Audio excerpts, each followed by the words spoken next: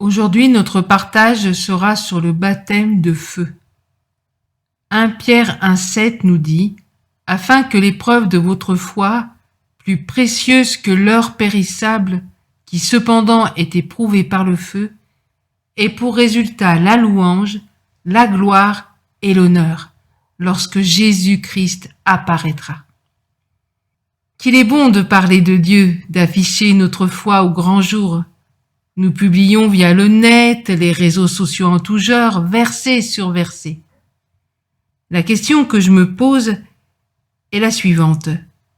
Si nous venions à être en danger de par notre foi, si notre vie ou celle de ceux que l'on aime était exposée au danger à cause de notre fidélité à Jésus-Christ, oserions-nous de la même façon que nous le faisons aujourd'hui, crier haut et fort, fiers d'être chrétiens ou chrétiennes?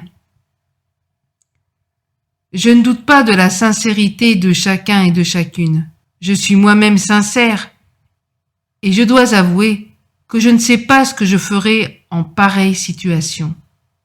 Mais peut-être que tout comme Pierre, qui à mon avis était sincère, peut-être renierai-je mon maître, à moins que...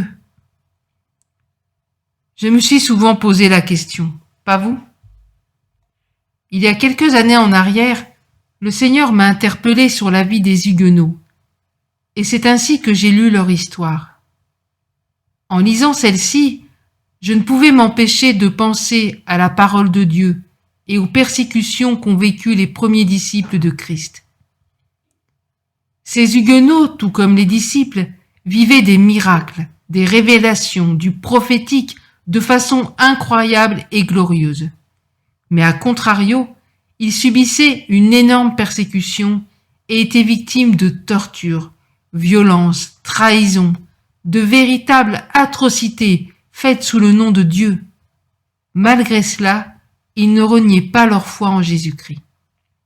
Quand nous revenons à notre verset de base, nous ne pouvons nous empêcher de mettre ce verset en relation avec Apocalypse 3,18. Je te conseille d'acheter de moi de l'or éprouvé par le feu. Cette recommandation a été faite à l'église de Laodicée, qui est une image de l'église des derniers temps. Voici le constat du Seigneur sur cette église.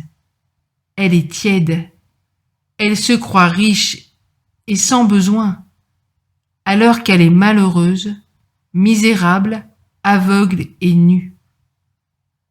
Nous ne pouvons qu'adhérer à cette image. D'ailleurs, la parole de Dieu nous dit qu'il y a beaucoup d'apostasie avant le retour du Seigneur. Sans en faire une généralité, beaucoup de chrétiens se croient en sécurité dans leur tiédeur, croyant avoir acquis les richesses du royaume, étant persuadés qu'ils ont la connaissance intime de Dieu. Il est évident, bien-aimés, qu'un temps d'épreuve semblable à un feu purificateur viendra sur cette Église de la fin des temps. Quelle forme prendra cette épreuve?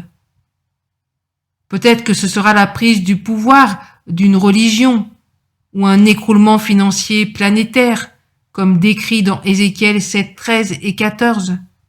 La vision qui menace toute la richesse du pays ne sera pas révoquée. Ma fureur menace toute la richesse du pays. Ou peut-être cela sera une combinaison des deux. Ces temps seront tellement difficiles que Jésus lui-même a dit « Et si le Seigneur n'avait abrégé ces jours, personne ne serait sauvé. » Mais il les a abrégés à cause des élus qu'il a choisis.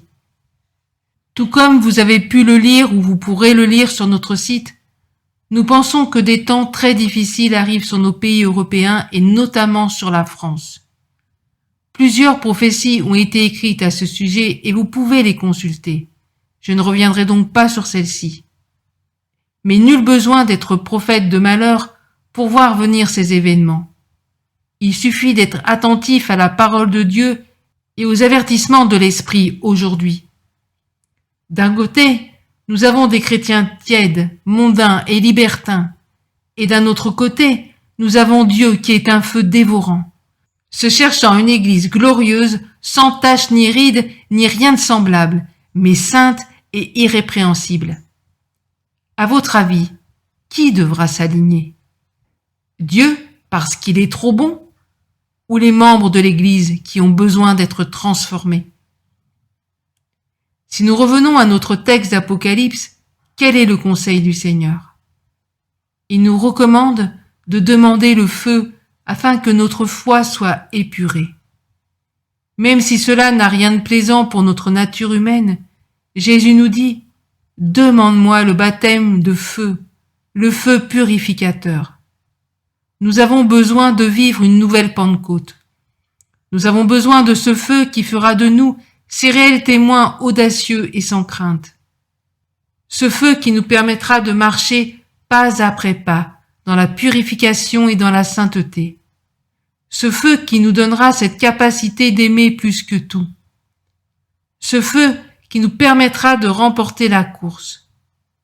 Ce n'est ni par puissance, ni par force, mais par mon esprit, dit le Seigneur. Notre prière, c'est « Seigneur, accorde-nous de vivre cette promesse. Baptise-nous de ton feu. Remplis-nous de ton esprit comme tout à nouveau. Visite-nous, Seigneur. Nous ne pouvons rien faire sans toi. » Pensez-vous que le Seigneur est satisfait et heureux de voir ses enfants patauger dans le marasme de la médiocrité? Non, 1000 fois non. Il veut faire de ses enfants des vainqueurs, des conquérants. Bien-aimés, nous avons besoin d'être baptisés de feu pour devenir bouillants, bouillantes. Peu importe ce qui nous attend comme difficulté. Si nous brûlons du feu de Dieu, nous traverserons cette période avec force.